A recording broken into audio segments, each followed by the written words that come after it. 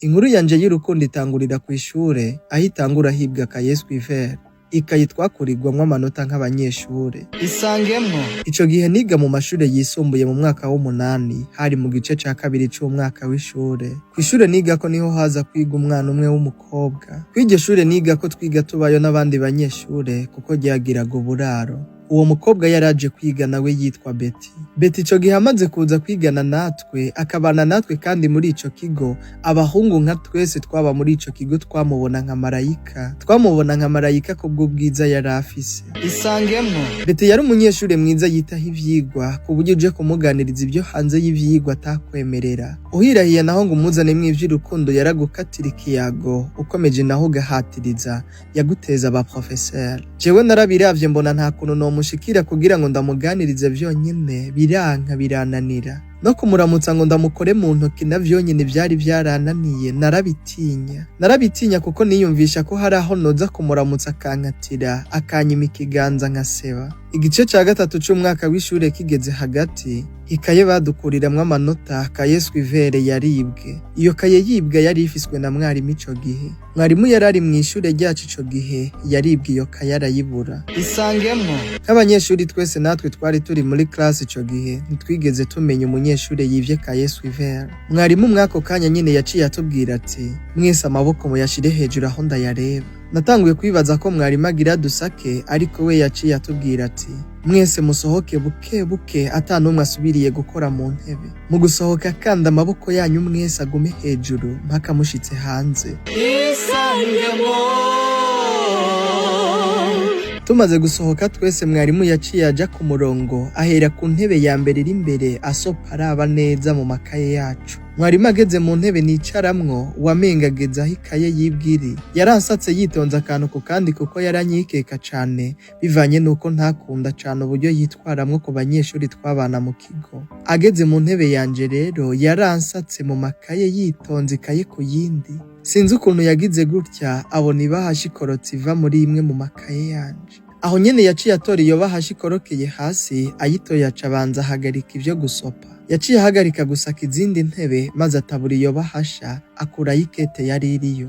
Amaze kuyikurayo iyo kete atangura kuyisoma. Agiheza kuyisoma yaciye ahamagara abanyeshuri bose ababwira ati, injira nimwinjire. Isangemwo. Abanyeshure bose binjiye bamfitiye ubwoba kuko binjiye bazi ko mwarimu afatiye ya kaye Suivert mu makaye yanje. Isangemwo. Tumaze gushika mw'ishure twese mwarimu yaciye ava muri ya ntebe nicaramo, aja imbere y'abanyeshure bose. Mwarimu aduhagaze imbere yacu twese yatubwiye ati, silence. Mwibaza ko ngiye kubabwira ngo ikaye ndayibonye, mwiteguye no kubona igisuma icarico, sivyo? Wapi, ahubwo mugiye kubona no kumva ibitandukanye n'ivyo, kuko mbonye ikiruta ikaye, mwese mucereze mwumviriza. Isangemwo. Nagize gutya mbona mwarimu asanzuriye ikete ari imbere yacu twese, nitegereje neza mbona inyandiko n'umukono biri kuri iryo kete n'ivyanje. Nsubije ubwenge inyuma, nibuka ko hari kete nigeze kwandikira Betty mu gice ca kabiri. Iryo kete nararyanditse mbura ukuntu ndarimuhereza Betty, ncamitamwo kuribika mw'ikaye yanje. Naratangaye mbura uburyo nifatamwo muri ako kanya, ndamaramara ndavuga ati mwarimu agiye kumwaza pe. Isangemwo. Ako kanya nyene mwarimu yaciye atangura gusoma ivyari vyanditse kuri iryo kete nari nanditse, abisomera imbere y'abanyeshure twese. Kuri iryo kete nari nandikiye Betty mwarimu yadusomeye nari nanditse ngira ati, Isangemwo. Kuri wewe nimbona Betty mbona umutima ukarema, nkibwira ati mbeko ndagukunda nk'umunyeshure twigana, mbona nkagutekereza muri kazoza nkiyumvisha ko ari wewe uzombera umwana wa mabukwe, ubwo nawe woba unkunda. Betty, narabuze ukuntu noguha ukuboko kwanje kugira ngo ndakuramutse, kugira ngo turamukanye. Ndatinya kugutumbera ngo ndaguhe ikiganza canje kuko nibaza ko wohava wanka kundamutsa nkaseba, nkamaramarira imbere yawe n'abanyeshure. Nanditse iyi kete nishimye kuko nzi neza ko niyagushikira uzoyisoma, naho ntazi uburyo izogushikiramwo. Betty, mw'iri kete bisa nkaho nshaka kukuramutsa ndakubwira n'uburyo ki ndagutinyamwo, ariko kandi ndashaka kurangiza iri kete ndakubwira ko ndagukunda. Betty, ndagukunda kandi cane. Isangemwo. Mwarimu ariko arasoma ikete arigejeje kuri ndagukunda yaciye arizinga kandi arisubiza mw'ibahasha aca abwira abanyeshure twese ati nta kindi cabona nkeneye namwe muravyiyumviye. Fabien uwo kwirukanwa mu kigo cacu yaje gukundana ntiyaje kwiga. Uwo mubona yigira incabwenge ngo n'umunyeshure nk'abandi wapi ivyamuzanye biragaragaye. Isangemwo. Abanyeshure bose mwako kanye bakomeye induru rimwe bavuga ngo kunda umwana Fabien ariko se urugira ubwoba bwiki peti ese urashaka kwicwa n'urukundo. Reka amajwi yose mwishure numva ari kunda umwana Fabien ariko kandi muri jewe umutima warimwo kundya wahakwa kuncamwo pe waratera nyene nkibaza n'umutima urimo uratera kabiri gatatu mw'isegonde rimwe waratera nkayobigwa ivyari vyo pe umuriro narumva ugomba guseruka mu kanwa muri jewe niyumvira ni banteje abanyeshure banteje beti noneho ngira ndanirukanwe mu kigo. Isangemwo. Aho nyene mwarimu ahejeje kuvuga ngo nkwiye kwirukanwa mu kigo induru y'abanyeshure nayo ikirimo beti yaciye ava mu ntebe araza ahagarara imbere abwira abanyeshure bose ati mucereze gato. Yaciye ampamagara nanje n'ubwoba bwinshi mva mu ntebe mpagarara imbere aho yarari na mwarimu twese turi imbere turi batatu jewe beti na mwarimu.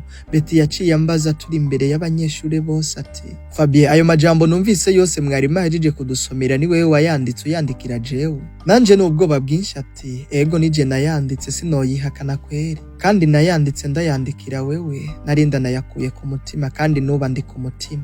Beti aho nyene yaciye abwira mwarimu ati mwarimu uriteguye kwirukana Fabien kubera ko yanyandikiye akandika mw'ikete ryiwe ambwira ko ankunda akaba navyemanga. Ego cane ndaza kubijamwo kugeza Fabien yirukanwe mwa kino kigo kuko icamuzanye ntacazi ntabwo yaje kwiga Fabien. Beti yaciye asubiza mwarimu ati mwarimu maze kumva amajambo Fabien yanditse mw'ikete yipfuza kumpereza nta kosa na rimwe ririmwo nta kosa yanditse ahubwo guhera ubu nyene mwarimu Fabien nanje numva amenga ntanguye kumukunda. Mwarimu ahubwo ntanguye gutekereza ko nimba mu mategeko y'ishure atategeko riturekurira gukundana noneho mwa kano kanya hatugeze ntanguye kwiyumvisha ko nimwirukana Fabien kubera ko ankunda nanje muze kunyirukana kubera ko mpise ndamukunda. Mwarimu ndamaze kubona ko Fabien mu muhora ivy'amategeko yanyu atameze neza ya kino kigo kubera ko abibabwira buri munsi akababwira ko amategeko yanyu atajanye n'igihe ahubwo mukwiye kuyahindura mukajana n'amategeko ajanye n'iki gihe hano mwa kino kigo cacu. Mwarimu maze gutekereza neza mbona ivyo Fabien akunda kubabwira kandi anabahanura ko ari vyo. Mwako kanya nyene kandi Beti yaciye ambwira ati Fabien egera hano ndakubwira. Fabien singiye kugukora mu kiganza nko kukuramutsa nkuko wabinsavye mw'ikete wandika uvuga kandi ngura nantinya oya ahubwo ngiye kuguhobera nk'ikimenyetso c'urukundo rwacu ivyabona naba abanyeshure bose na mwarimu ari hano. Fabien guhera none hasinze uko mbaye ariko kandi ndumva ndagukunda. Isangemwo. Mwarimu yaciye asohoka yihuta cane asigaje na Beti duhoberanye acaja kuzana umuyobozi w'ikigo amushikanye gwabaye urubanza aho nyene. Umuyobozi acakira urubanza rwanje na mwarimu yaciye arucika ibiriraho akiraho vyabereye. Abanyeshure baciye bamubwira ukuntu vyose vyatanguye uko vyagenze. Muyobozi amaze kuvyumviriza akegeranya ibitekerezo n'ivyiyumviro byose by'abanyeshure akumva ivyo batanze yaciye abaza mwarimu ati mwarimu nuko vyagenze. Mwarimu yaciye yishura muyobozi ati nuko nyene vyagenze. Muyobozi yaciye avuga ati nimba ari uko vyagenze koko jewe ndumva nta rubanza rutsinda Fabien ruhari. Fabien numva atakosa afise muri ivyo bintu nimba ari uko nyene vyagenze ahubwo numva nimba abo bana bakundana nimba biyumvanamo nta kosa ririmo. Icyakora numva no bipfuriza urukundo ruzira icaha. Ubu nibabe bitaho ivyigwa hama inyuma yo kurangiza amashure muze mudutumire muze mukomeze n'urukundo rwanyu muze mudutumire nyene tuze tubashigikire nk'abavyeyi. Sawa mugira ivyigwa vyiza n'umunsi mwiza. Isangemwo. Muyobozi amaze guca urwo rubanza yaciye asohoka. Isangemwo nawe rero iyo Kayeswe Ivere ya mwarimu itibwa sinari kugabana urukundo rwari rugoye ukuraho. Isangemwo. Ikete nari ndarimaranye amezi 2 ndaryanditse ndaryibitse ko narabuze ukuntu noritanga ngo rishikire Beti. Isangemwo. Ibaza inzigo mwarimu yari afitiye bivanye n'ukuntu yanyanka kubera ko nakunda kumubwiza ukuri. Vyatumye ambera intumwa ntamutumye, anshikanira ubutumwa kubona akunda, agira akanabumusomera. Ibaze ko mwako kanya atanabumusomeye wenyene ubutumwa nari nanditse muri iryo kete, yabusomeye imbere y'abanyeshure bose, bumva ubwo namukunda. Isangemwo.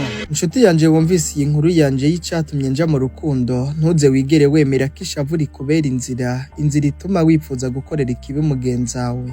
Ahubwo ishavu ryawe rize rikubera inzira ituma ukemura ibibazo vyawe. Mwarimu ico gihe yabuze ikaye y'amanota, agira akamaramarira imbere y'abanyeshure n'umuyobozi. Ariko iyo kaye yari yatwaye ndegana. Isangemwo. Reka ndabutse abanyeshure mwese twiganye kuva mu mashure y'intango kugeza mvuyemwo, nyene vyari bikomeye cane. Isangemwo. Mwarimu yanyanka kubera ko ndakunda kubahanura ngo bahindure systeme twigamwo kubera ko nabona ko atari nziza, badushire muri systeme noneho ya nonaha, ariko nabo bakabipinga. Byarangiye mwarimu ashikanye mu rukundo na Rota. Ese nawe wigeze ugira inkuru yawe y'urukundo igihe wari umunyeshure canke wavuyemwo uko nyene wigeze ukunda na se? Dusangiza inkuru yawe mana. Nushaka kugera kure uzujane n'abandi, ariko niwashaka kunyaruka uzugende wenyene. Dufatanye urugendo tugere kure hashoboka, twoye kwijana kuko inzira y'umwe ntishika.